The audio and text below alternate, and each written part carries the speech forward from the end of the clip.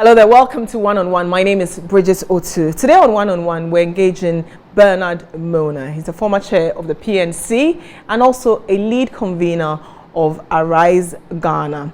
And Arise Ghana embarked on a two-day demonstration, dominated headlines. A lot of things happened day one.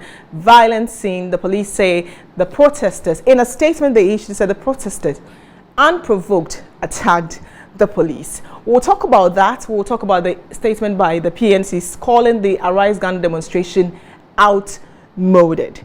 And also what next beyond presenting the petition. Bernard, welcome to One on One. Thank you. First of all, I want to ask, how are you doing? As you can see, I'm good. Yesterday in particular, Which was day two of the demonstration. Which was day two. I got time to go and play basketball after the protest. Wow. And because they won, because of the traumatic situation we found ourselves, I could not do my usual exercises in the evening. Yesterday, I did my exercises until around 10, and I did a TV program so I could manage some sleep. Normally, I have to do some workout before I can sleep. So yesterday was okay. Have you been in touch with Esiedun Ketia, Tutubi Kwachi, and then Samuel Fusampo after that car incident that... I saw Totobi Kwachi called me yesterday. Okay. You know, coincidentally, the Atamil's Memorial Lecture that is always shared between JIMPA and University of Cape Coast. Right. Yesterday was University of Cape Coast. So very early, I think the NDC leadership had to go to Cape Coast to participate. Right. So it was Totobi Kwachi who called me and said, but by 12 o'clock he'll be returning. So I noticed him when we got to around Parliament House. In fact, he was negotiating for the leaders to come. So I noticed him, but I didn't speak to him.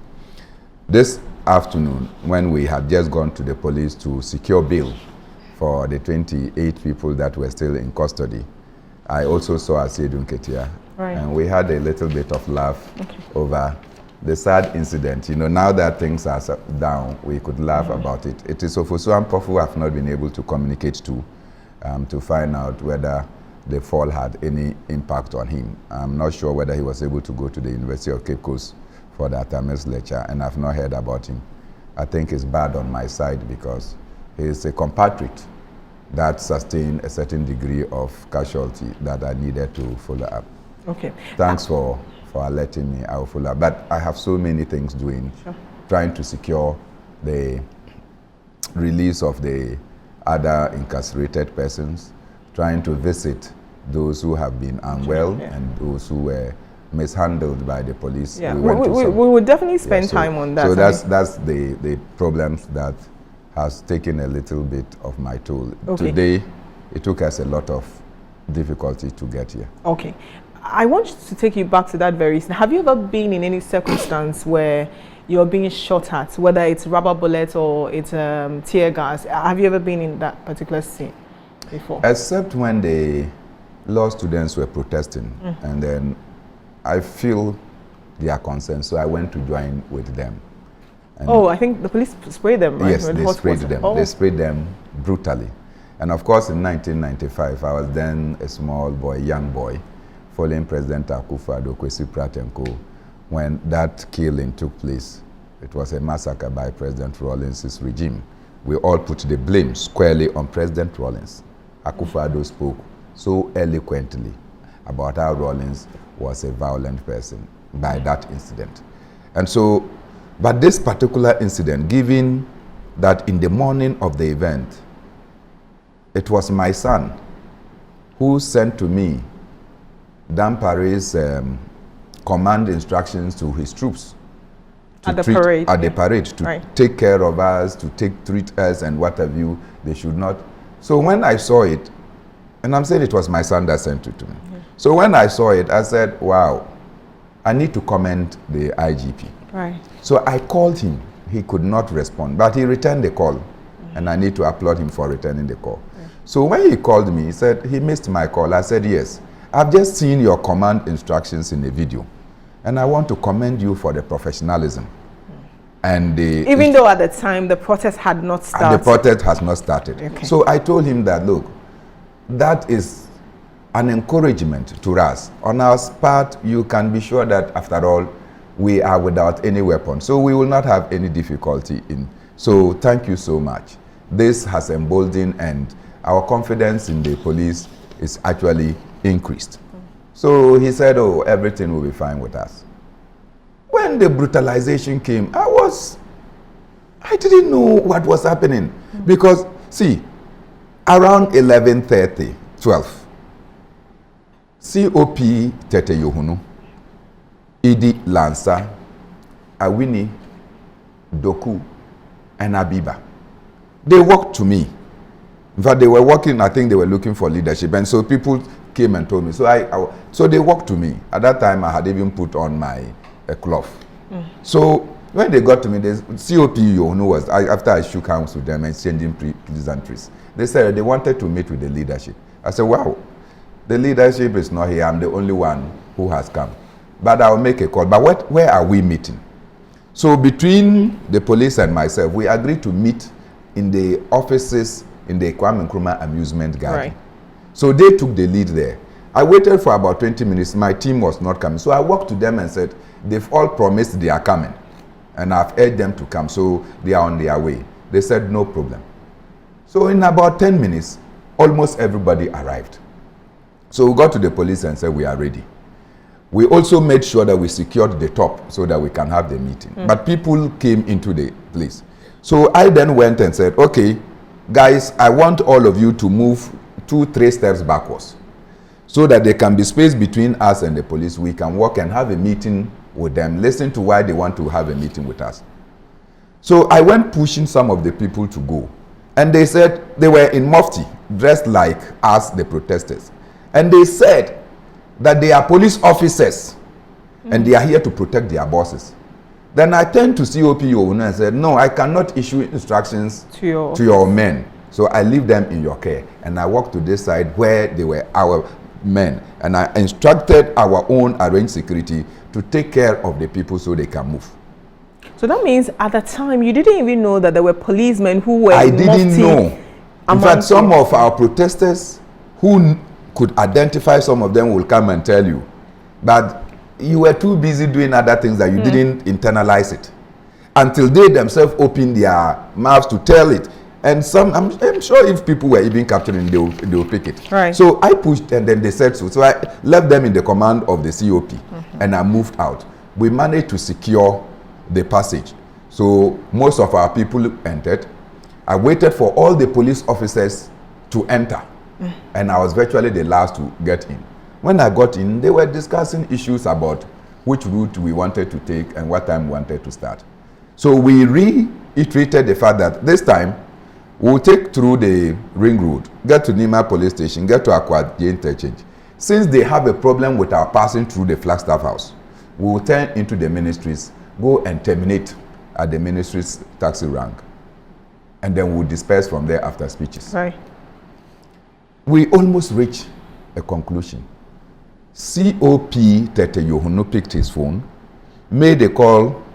After 2 minutes or so, he handed the phone to COP Awuni and then turned to us and started. Then I said, what is wrong? He said, they will not allow us. I said, so you are not in charge. Some external influence is in charge. If you are not in charge, what are we doing here? Yeah. I said, you must be in charge. You are the commander. You are the senior most commander here. And you are still taking instructions from somewhere. Sorry, sir, we can't continue to engage you. So we moved out. In fact, I got up. We moved out and were addressing the crowd in the Kwame Nkrumah Amusement Garden. When we finished, I told Asedun Ketia that I've seen some barricades, so let's walk and go and see what is happening. As we were walking closer, the police were on their gun and they took on their vehicles, took aim at us and started shooting. By which time, these senior officials of the police had left the scene. It was as though it was on cue. Yeah, so if you left the scene, what it means is that the situation was without a command. Right. So who was to give instructions? I didn't find Yohunu, I didn't find Idi Lansa, I didn't find Awini, I didn't find Habiba, I didn't find Doku. All of them had vanished. So suddenly, whilst I was watching, those people that I was pushing away, I noticed they were on this side of the road. Then they also started throwing stones. Then I said, no, these are policemen. Okay. Because they told me they are policemen. So why are you throwing stones at your own? So I wanted to go. So I want to cut you here because private legal practitioner Gabi Oshudakun posted. You mean de facto Prime Minister? Well, yes. Posted, and his caption was, an average of 250 protesters arose for the demo today. Scores of them decided to pelt the police with stones, bricks, etc., injuring them. Thankfully, the police would not be provoked and remained professional. I'm not sure if this is what the organizers intended. Shameful. So the people who are throwing the stones is what you're referring. You're referencing, and they are doing it with so much confidence how do we know that they are police? Because he is saying they are protesters. I am telling you that why. Let's COPU who come and tell me that those boys were not in front, or you can bring him to this show. Right. And that they did not say that I hope he will accept. They were not in mufti. Right. And that they said they were police officials. They said, and I didn't say anything. I left them in your command. If they were not police, you would have told me that they are not your men. Not so. Right. But you did not say anything. Silence means acquiescence. So we left them in your care. And they were the people who were now throwing stones at the people who were firing at us. When I even wanted to go, not knowing that whilst my phone was on, my aide who was carrying my phone, because normally I don't carry my phone when I'm moving. So he said he received about 3 calls. And some of them were security persons telling him to get closer to me to tell me that they were coming after us. So he also mobilized the other guys who were there to protect me.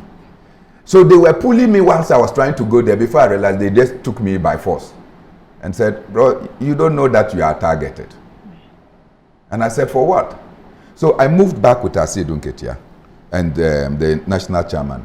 After we went round the roundabout, we realized that we were not in control. Then I said, bring our vans with the sound systems so that we can start talking to our people. Right. So when we started talking, people were now gravitating towards us so that they can listen to what we're doing. All of a sudden, we saw that they now were moving with their vehicles at such supersonic speed. Water, rubber bullets, tear gas, and they were now shooting into the pickup. So me, Ofosu wanted to scale and he fell. Yeah, you mentioned it. I probably am still too agile, so I managed to jump down. So when Ofosu fell and the tear gas exploded in front of him, I said, God. So I was rushing back to go and aid Ofosu Ampofo out of it. Then the boy said, no. I said, no, I can't leave Ofosu Ampofo. Then they shouted and said, we have to secure you before we come for Ofosu Ampofo. Because he's already down. So they took me far away. Then they went back for Ofosu Ampofo. And they had to pour a lot of water on him to be able to clear it so that he can breathe. So they brought him. And I said, sit down. He said he was okay. Okay. We stood for a while. The police started towards that direction without provocation again. I don't know whether they had something targeting us. So I moved into the lorry station. Then they climbed the top and they were shooting the tear gas into the lorry station. Right. So it was even some of the traders there who said, Mr. MORNAH, Befani say you, to wait, it means that these people have targeted you. So this young man that is sitting here, Beatis, they then moved me all the way to the Neoplan station. Can you imagine the Neoplan station? The police were still firing into Neoplan station because we were there. Why? Okay. Then somebody had the effrontery. Whilst all these things were ongoing, the police, instead of containing the situation, even in the midst of it, I'm told, they issued a statement. And if you read the statement, you laugh about it because there's nothing professional about it. Right. One, the police is talking about their casualties. When in the same statement, you are talking about the fact that the situation was still not under control. Right. So I want to read part of the statement that the police, it says here that, says, The police would like to draw the attention of the public. This was one of them. They issued about 3 statements. This is one of them. It says, the police would like to draw the attention of the public to the calculated falsehood and misinformation being peddled by the organizers and their cohorts. Yes, and their cohorts. We urge the public to disregard the untruths and treat them with the contempt they deserve, for the footages and images of the event speaks for themselves. That should be the second statement. Yes. The first statement was where they were talking about their casualties. Yeah, like, yes, the officer. I even want to juxtapose, just read the one where they say, the police commend Arise Ghana demonstrators. And I was a bit confused. I mean, in one breath, you're saying that they are spreading falsehood and they are not to be believed. The images speak for themselves. But then at the end of the demonstration, you said they conducted themselves well. Three things that I want to say about the police. That until and unless they stop these kind of lies, public confidence will continue to wane. Right. Number two, that the IGP should take a second look at his men, because it appears they want to undermine his authority or they don't respect him. Because after such a brilliant command instructions, for things to have gone that bad, by now the IGP should have been taking steps to either punish or sanction his own, because they flatly disregarded his command. But where else would they be taking instructions from, if not from him? That is the point. So if he instructed, or the IGP, Dr. Kofi Dampare, presented an image of, because he knew the cameras were there, said, oh, you know what, be professional, don't do this. And then when the cameras are off, he says something else. That precisely. So I'm saying that, except that is the motive. But if it is not the motive, then someone should be held. Then somebody, he should be asking questions. I instructed you to go and take charge of this command. Make sure that nothing untoward happens.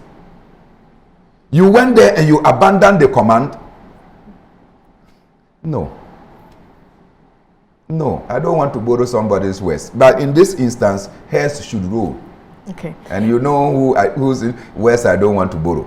You understand? So the IGP, I'm telling the IGP that, check, your men are not for you. Yeah. They are either doing something to undermine your command, or we will assume that you came to face the camera to put out an impression that this is what you want to do. At the back, you were very sure of what you wanted to do. Visit mayhem, because President Akufo-Addo, who appointed you, all of us know he's a violent person. So he wanted you to introduce that violence. And so you decided to do this so as to come as a small screen that something untoward happened. Right. We all know President Akufo-Addo as a violent person. But I never thought that his violence could transmit into the police service to do the kind of thing they did to us. What has he done that makes him violent? Oh, your media colleagues, some of them went into exile because they reported. Some of them have been killed several years down the line. The president does not even talk about the media space that has been shrinked. Civil society is virtually non-existent. Voices of dissent that could speak in this society, all of them now say that they send text messages. But one would say you are speaking, so. As for me, whether you want me to speak or not, I will speak. The other thing that I keep saying, that when my father gave birth to me, he told me one thing as I was going. He said, you have been born, we celebrated you. Right.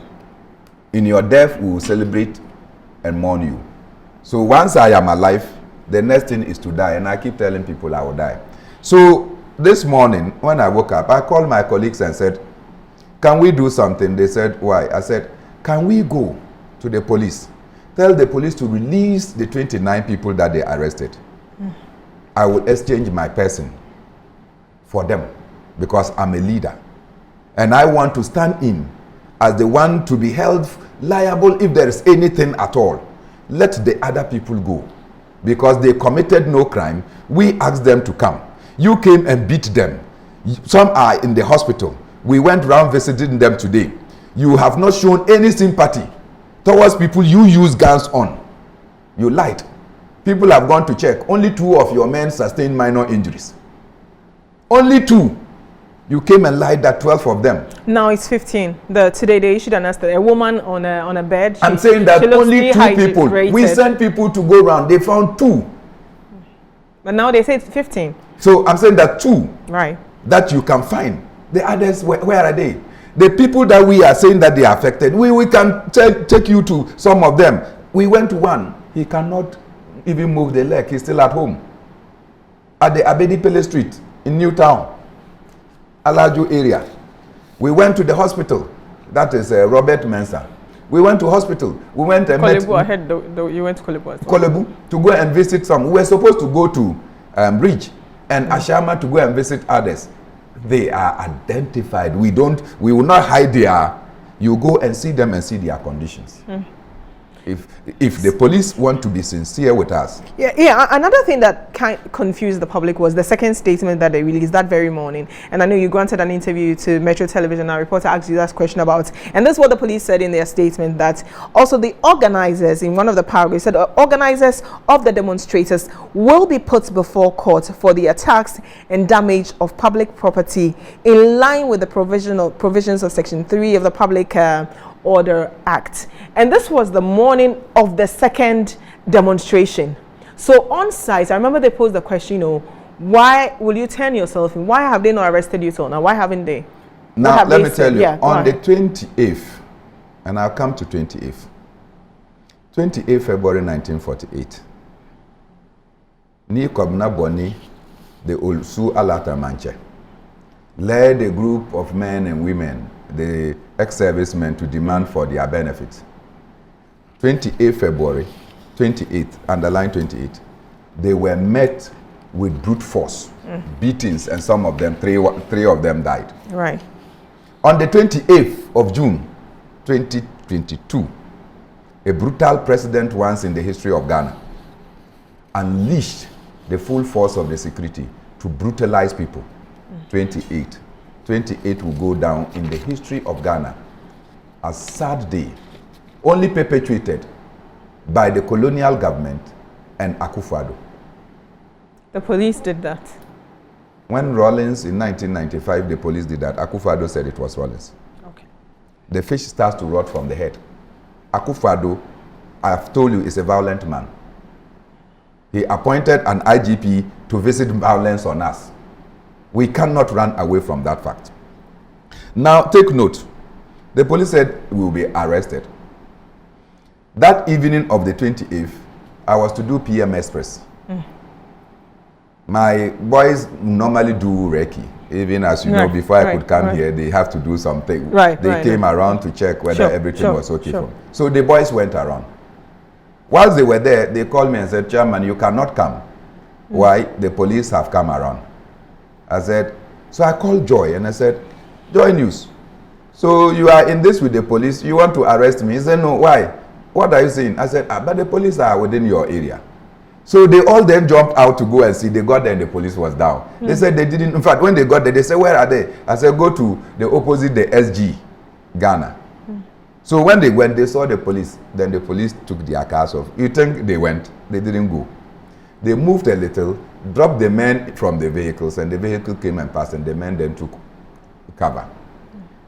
So they quickly sent me a message. Unfortunately, my phone went off, that they wanted to do the interview with me via Zoom. I said, I didn't see, so I went in. Before they could see, I just entered.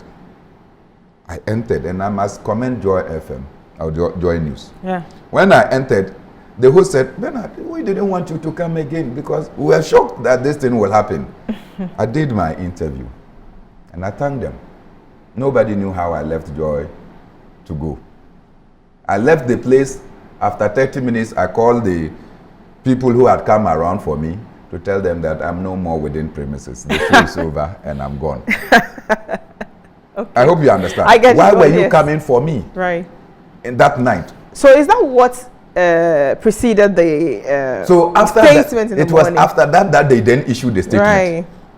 It was when they could not see me. So they wanted to get you guys in the night so that the demonstration won't come on the next morning. So they didn't get me. But then the next morning, they could have arrested you. The next morning, I went to GBC. And again, they will not even allow my vehicles to enter, which is not common. We walked there. I left GBC without anybody knowing. I left GBC on a motorbike. And I got to the ground. When I got to the ground, I walked straight to the police. And I greeted them. After prison entries, I said, I have heard that you are looking for me to arrest. I surrender. You can pick me up. But I hope that today's demonstration will not suffer the same as you did. Right. And they said, no. But I should also tell my boys. I said, tell your boys that were in Mufti. But today, I guarantee you, if we see any of the persons we know as a police officer in Mufti, we will not bring them to you. Because we brought the others to you, and you said they should go. This time, we will deal with them, because we will deal with them, and we don't want you to come around. Probably that saved the situation.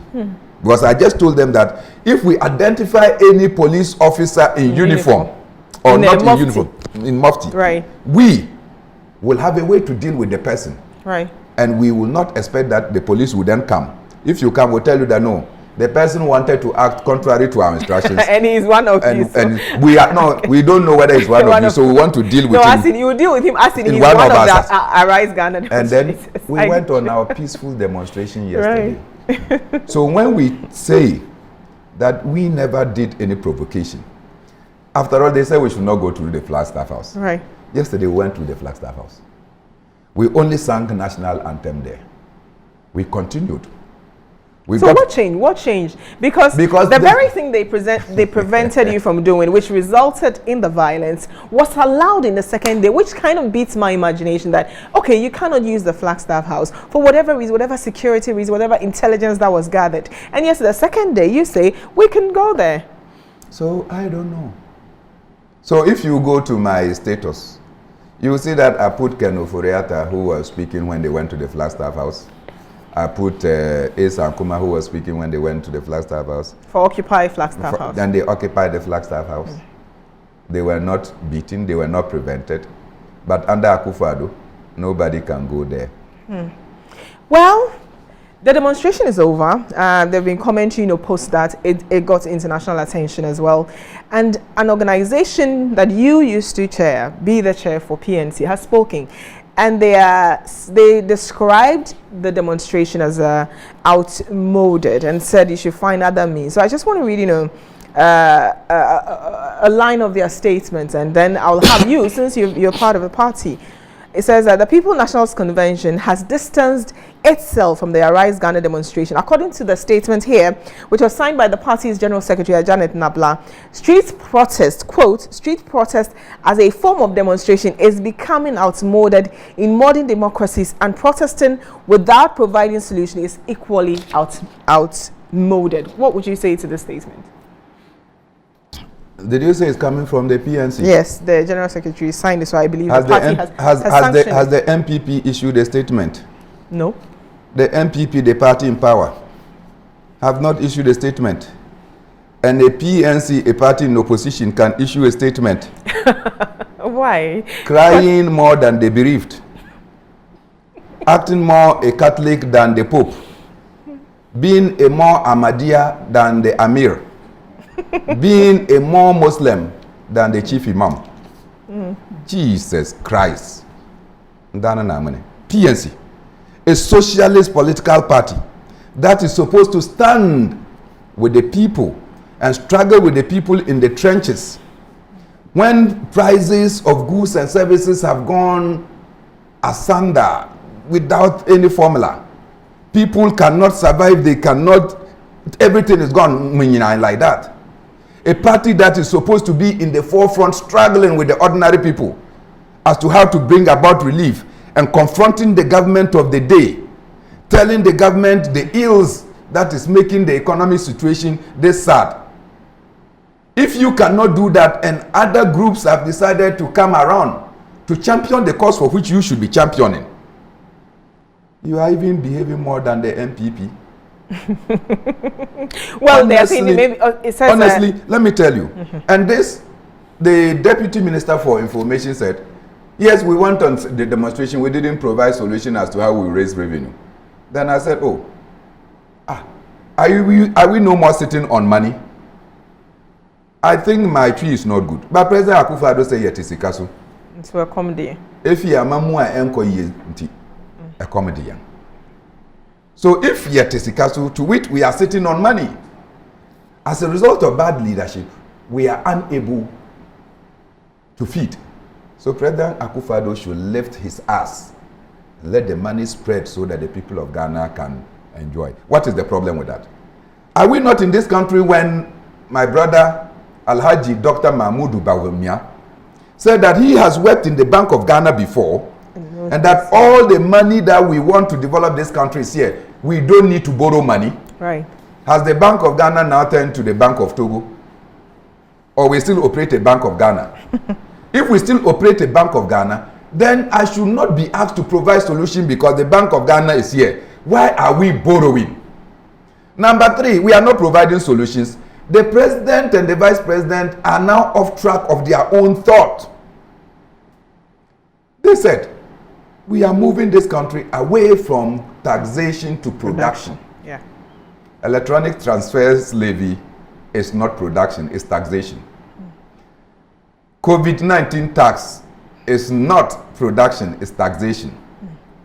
The taxes, the margins, the levies, the charges on the petroleum product are not production, they are taxation. So if we are telling the president that, hey, get back to the path because you are derailing, we are providing solutions. If you don't understand, don't spew what you don't know. So let me conclude that I am disgusted that we are deviating as a political party from the fact that we are supposed to be with the people.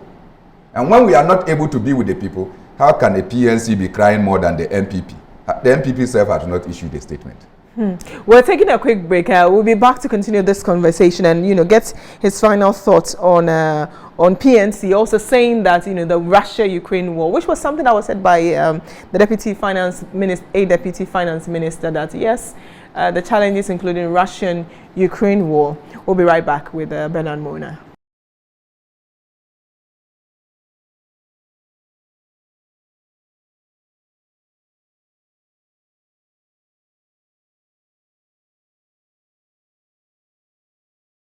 We're still here with Bernard MORNAH, one of the conveners of Arise Ghana.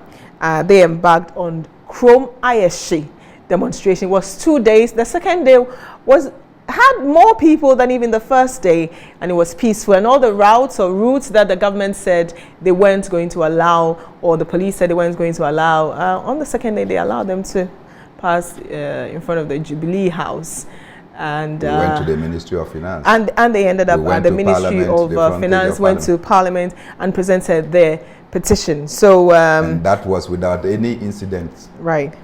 So Bernard, I just want to conclude on the, it says on the PNC statement that the party is urging Ghanaians to prefer alternative policies that would help the current government to tackle economic challenges.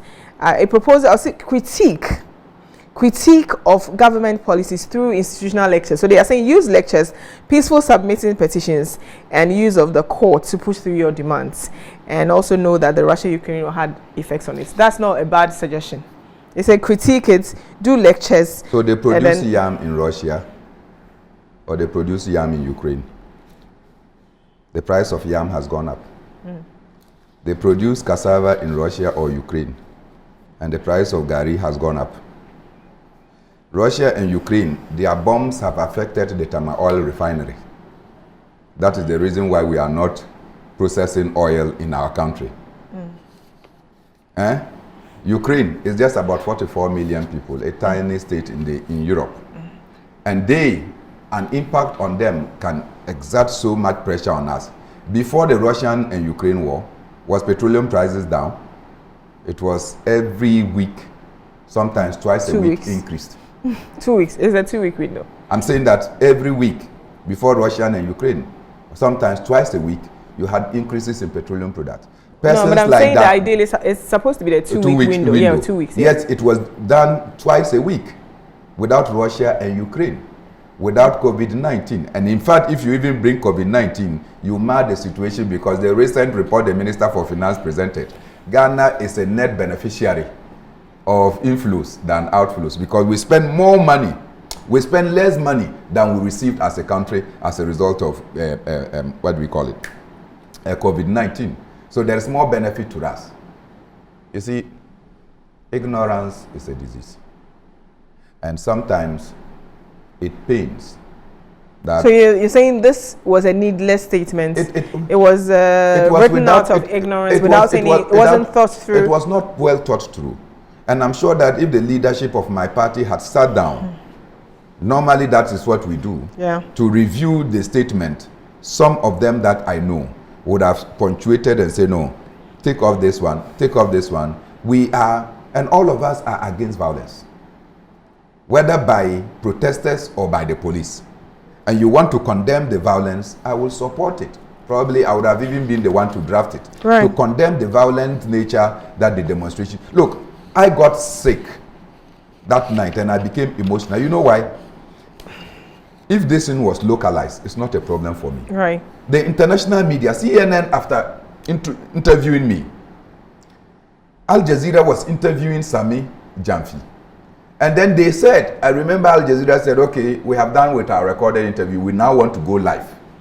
Moments after they said they want to go live, this eruption took place. So everything was beamed live. And when you talk about Al Jazeera, CNN, BBC, Deutsche Welle, Reuters, it means that it is a global picture. Event, yeah. How a potential leader of this country, like me, would anticipate that our country's image would be that dented? I wouldn't do that. Right. So it was something that, look, it hit me. Worst of all was when people started, my friends in Zimbabwe, Uganda, Tanzania, they were all sending me, what is happening? People from Cote d'Ivoire said, this is happening in Ghana. You know, if you are a Ghanaian and you saw those things, you should be terrified. Because we all go out and say that why Ghana is a stable democracy, that we will not have such awkwardness. Now when I go back to Tanzania, I go back to Uganda, and Yoweri Museveni is beating his people, will I have a voice to speak for my colleagues? Can I talk for Bobby Wine and say that this level is barbarism? So I feel very injured by what took place than you can imagine. What do you think the government is afraid of? Why do you think they didn't want you, when I say you, of course, the group, to demonstrate or use you can even personalize the path? You can personalize it because, see, Arise Ghana was formed. I was part of the initial thing. I was outside of Ghana when the first meetings were. Yeah. The first meetings, for the idea, we took it together. The first meetings came on, the press conference at Kama took place without me. Remember, I came back and then we helped to do this. So if you were even looking at the initial persons who signed Arise, I'm not part. When the police were to sue Arise Ghana, they said Arise Ghana and Bernard MORNAH, so I became second respondent. Why did the police single me out? Duncan Amwa is a leading member. Mensah Thompson is a leading member. My friend Goom Secretary is a leading member. Yao Burma is a leading member, the Drivers for Change. Right. Betis is a leading member. Sami Jamfi is a leading member. Awudu Ishak is a leading member. Desmond Into is a leading member. Liz Towell, Nana Poku Okunkom is a leading member. What's the name of my friend? Ba Achamfo. The list is endless. All these people are there. You cited Bernard MORNAH as a respondent. So if I say that you had a target in the person Bernard MORNAH, then people say, no, I don't know what I have done. But be assured that I'm not a coward. I never capitulate over intimidation. And I never throw punch. But I will counter any punch thrown at me with a more disastrous punch. Let no one take my... This is figuratively, not literally, like physically. Take my niceness to mean that you're weak. I am weak. And even on the ground, when the police started that, you could see the people rushed on me. Mr. MORNAH, let's go into them. I went on my knees. I said, they are having guns. They may even be having bombs. How can you tell me to lead you there? I will not. Speaking of which, have you seen the photo, I think with the GBC logo, of a policeman in the, armored vehicle with something in hand, like a missile, but you can't tell what it's The police were shooting at me. They were shooting at us. Using what? Catapult or what? No, shooting. They were shooting, aiming at us. Oh, I get you, yeah. So, and these pictures are visible. And you see, those who were carrying the shield, take note of the videos well. Just watch. You see the shield, and you see that bombs or whatever, tear gases were being thrown from behind the police. Right. And some of them could not go outside of the police. So the tear gases rather fell in front of the police. Because they would throw, and instead of the thing to come, the oracles of our land and our ancestors will say that the bomb should land before them. So they fell before the police.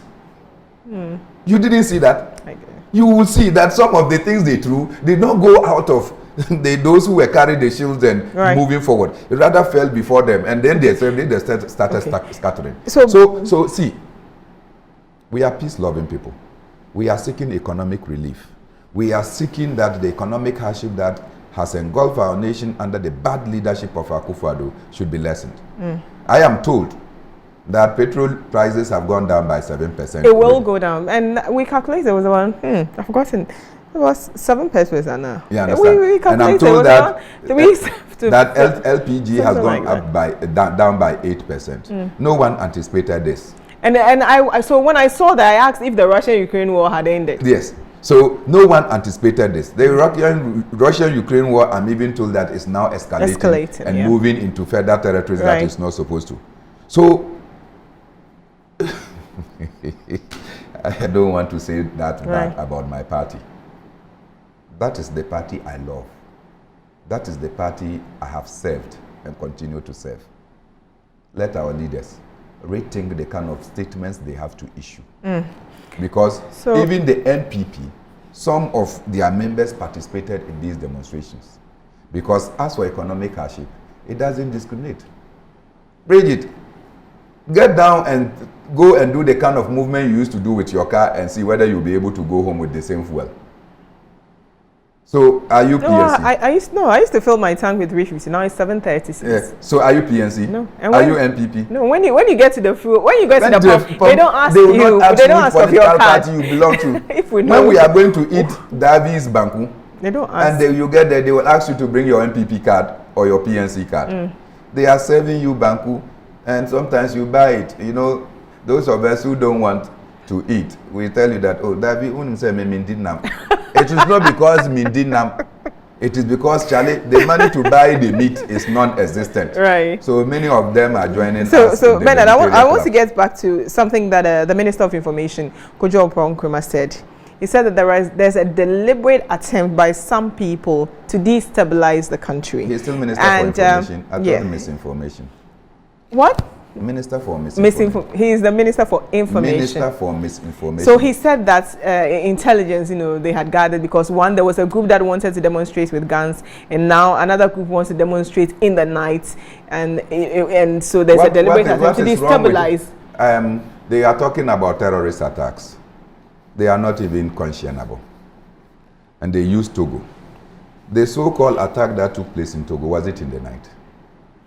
It was in the daytime. They did happen in Togo because there was a demonstration? No.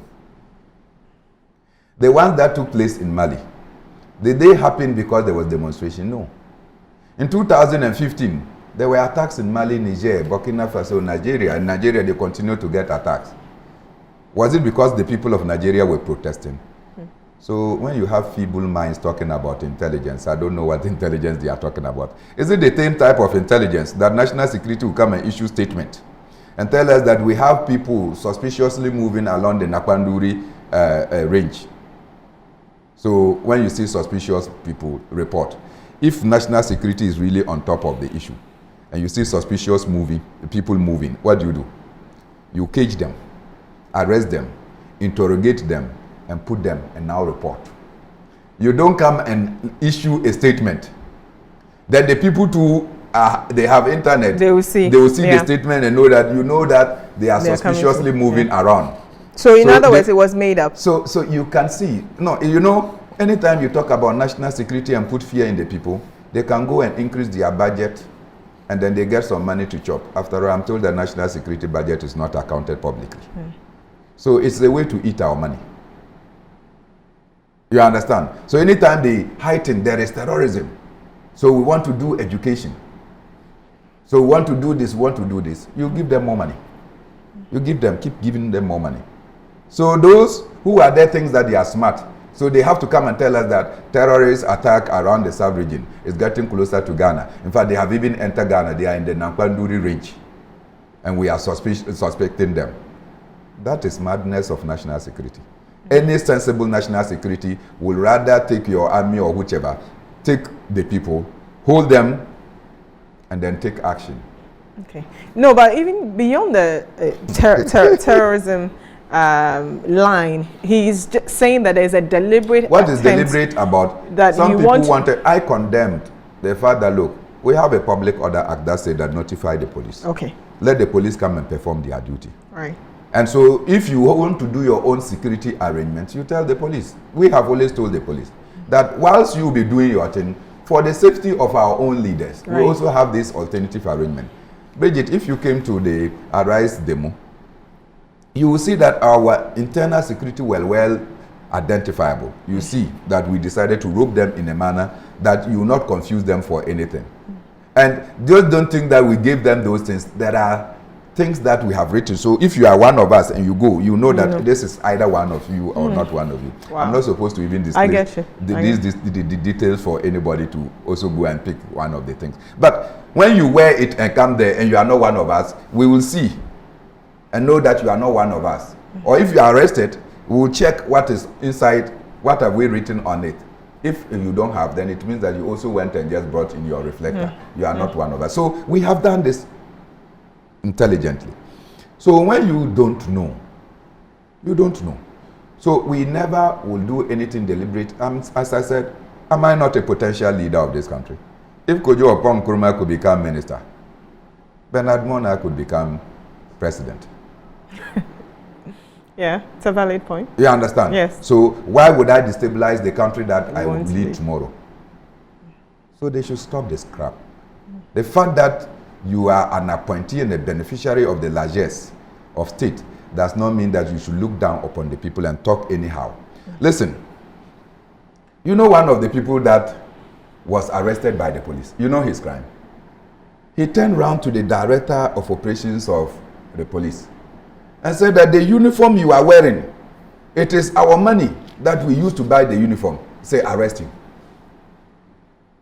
That one too was throwing stone. That one too was throwing stone.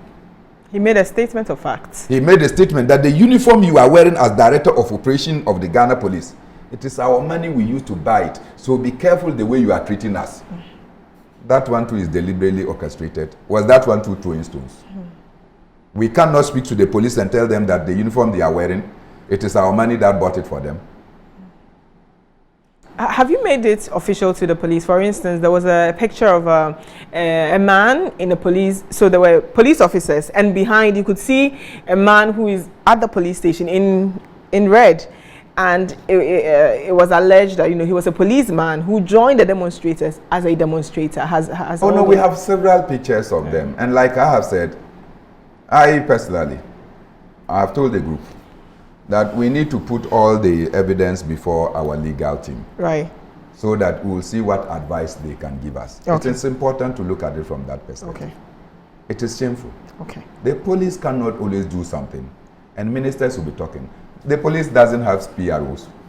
Minister for Information is responsible for speaking for the police, or de facto Prime Minister Gabi. Speaking for government, I mean, government is ultimately, you know, the security of the state. Prime Minister Gabi Ochridako that has to come and tell us what is violence and what is not violence. Were they prevented from going to the Flagstaff House when they did the Occupy the Flagstaff House? What are they afraid of? If you have not stolen and they are calling thieves, will you be worried? No. I was not expecting that. Okay, so what next? Now the demonstration has happened. You presented a petition, and you made it clear that you don't want it to be the usual rhetorics. So what next? Say government, you don't see any response, or you don't see any change, you know, in whether living conditions or unemployment, in all the things that you complained about. Well, we've given the Speaker of Parliament, whose representatives, the minority and majority leader, received our petition. We gave them 2 weeks. And after 2 weeks, we plan our next line of action. There are a series of things that we are tossing around. Right. We hope that we'll be able to meet and to discuss them. There we have lots of plans, and one of them is to respond to the calls that are coming in from the regions, that they wanted us to come and do the regional demonstrations for 3 days. In fact, the regions, none of the regions have even said 2 days. The minimum days we have gotten is 3 days sustained demonstrations. Okay. And so we may go and sit down and see whether we are going to respond to the call to move the demonstration away from Accra and do it. The other suggestion is that no, let's not go to the regions. Let's mount the momentum at the capital of corruption, the capital of economic hardship, which is Greater Accra, and at the presidency. So, for instance, we can stay in Accra. Did you say the capital of corruption? Oh, yes. But corruption has become your second national anthem. Oh, you don't know? Apart from the God bless our homeland, Ghana, corruption is the second national anthem of our country. It's an international acknowledgement now. I didn't know. Oh, okay. Go and check. So, we want to maintain here. And some of us have the idea that you adopt the Kwame Nkrumah circle. After all, the man of freedom, Kwame Nkrumah, is there. So we can be at the Kwame Nkrumah interchange. This time, since the police don't want us to move, we will decide not to move. So we can be there. So today, people from Eastern region can come and join. Tomorrow, people from Upper West region will come and join. So that all the regions can start moving in. Then we'll stay there. These are all ideas we are thinking about. So we are in a long haul to seek economic relief. Okay. What do you think you have achieved in the last 2 days that the demonstration was on? One, that the indomitable spirit of the people of Ghana is not quenchable by any force, by any brutality. And so we have displayed that. Two, that the people of Ghana will not waver at anything to ensure that their fundamental rights are enjoyed and exercised. That is, our right to assembly cannot be taken away from us. And so despite that we were beaten, we still marched up the next day. And I was surprised that when I went on the morning to start to visit some of the people, as soon as I visited those who were injured, they said, we're going to take a rest. But once you have come to visit us and tell us that you are going to go on the demonstration, we'll be with you. So some came injured to the demonstration to come and demonstrate with us. So that spirit, that this is our right to assembly, we will not compromise on it, is something that the people of Ghana have demonstrated. And I am glad that nobody can stop us from exercising our fundamental rights. As for the reliefs and the demands we have made, we cannot expect them a day after the demonstration. We have given a 2-week period, and we hope to see. And once these things are done and life becomes better, Bridget, will you take the, for instance, if petroleum prices come down, you can now buy petrol as 400 Ghana cedis. Will you give me the balance that you use? You will not bring it to me, right? Several, even including my PNC General Secretary. If petrol prices come down and she's no more buying it at the same rate that she's buying, she will not bring me the excess money now that she can save it. Okay. So let us encourage ourselves to fight and fight so that government can become responsive. Take note that liberty, whether economic, political, social, will not descend from heaven to a people.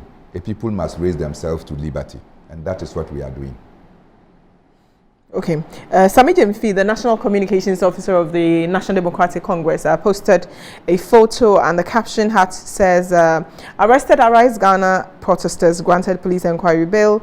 The leadership of Arise Ghana and our lawyers are in the process of finalizing the bail processes. Arise Ghana is grateful to the IGP and the Ghana Police Service.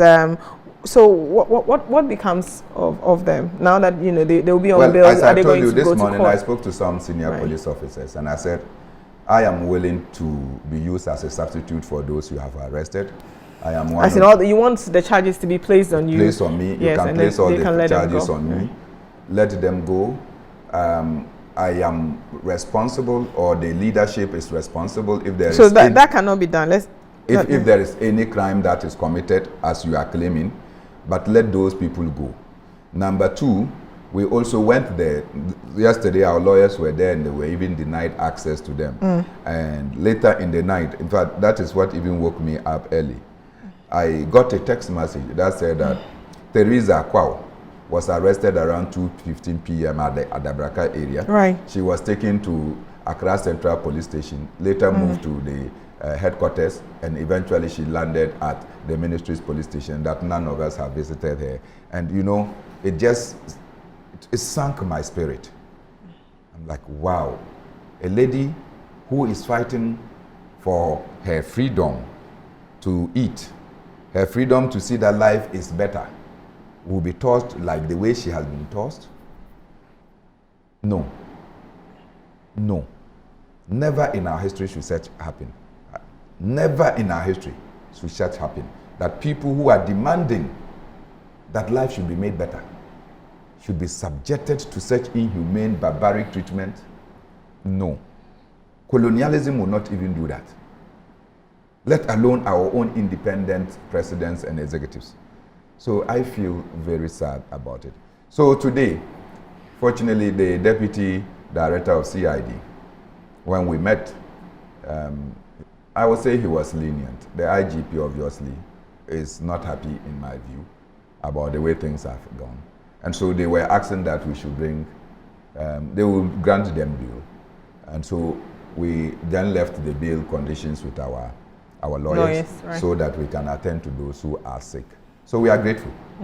We are very grateful that we have been able to reach an agreement with the police to secure the release of these innocent men and women who gallantly stood to fight for life to be better for all of us. Okay. We are grateful. What is the one thing you want police to change about the way they conduct They should stop taking instructions from above.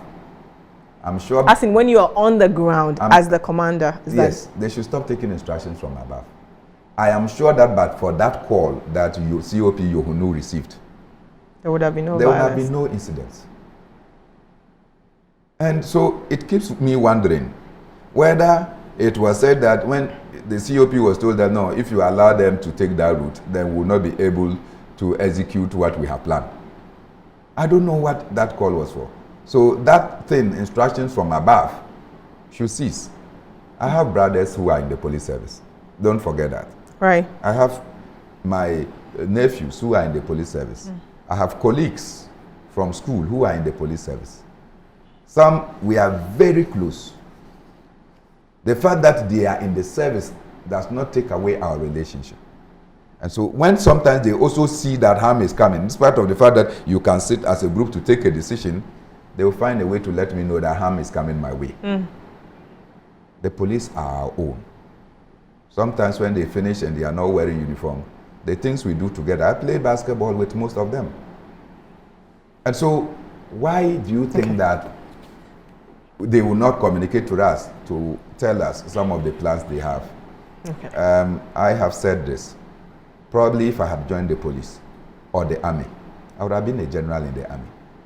If I had joined the police, I would have been a COP. And you will not be used as one ACP Agbozo at the time said, you know, you become political tools or chess, you know. I would not you're played by, you know, political parties. So let them also know that the fact that we did not join the service does not mean that they are dead. They were civilians before they became. Right. They will become civilians. They will come and meet us here. Thank you. We will still be better. All right. Thank you very much, Bernard MORNAH, for coming on One-on-One.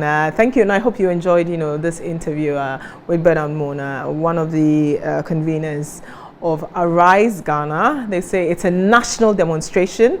They are still looking at, you know, what other strategies to employ beyond the 2 days, whether it will be a regional affair or they will focus in the capital. He describes the capital as the hub of corruption.